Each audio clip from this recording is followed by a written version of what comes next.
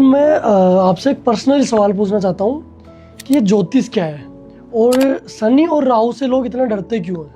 देखिए, ज्योतिष एक ऐसी विधा है, आप देखेंगे कि कोई भी प्रोफेशन है वो इंसान खुद चुनता है। हर प्रोफेशन को इंसान खुद चुनता है, पर ज्योतिष एक ऐसी विधा है जो ज्योतिष डिसाइड करती है कि उसे सीखेगा कौन। ज्योतिष का अर्थ है ईश्वर की ज्योत, ईश्वर की प्रज्ञा, ईश्वर की वो ज्योति जो मनुष्य के जीवन से सारे दुखों और भयों को मुक्त करके उन्हें खुशहाली और समृद्धि से प्रकाश में कर दे।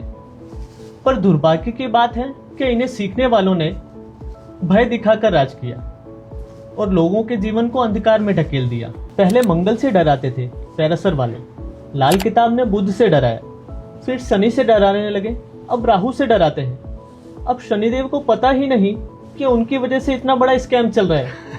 कितने लीटर तेल वेस्ट हो रहा है। अगर तेल चढ़ाने से ही वो प्रसन्न होते तो थोड़ा थोड़ा क्यों, मैं तो कहता हूँ 15 लीटर का डब्बा एक ही बार में क्यों नहीं चढ़ा देते।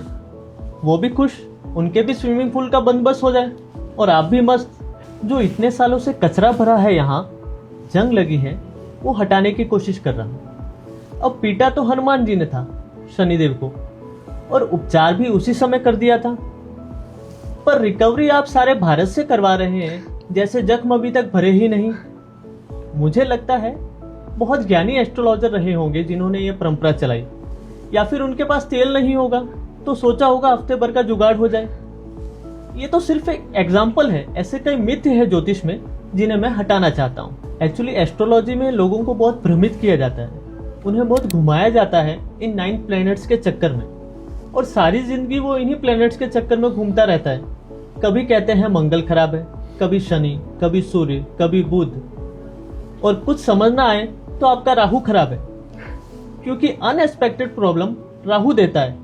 अब ये तो कह नहीं सकते कि जो प्रॉब्लम मुझे समझ नहीं आ रही कहां से आई तो वो राहु ने किया है, और अगला कहते मेरा तो राहु उच्च का है तो आपकी महादशा खराब है।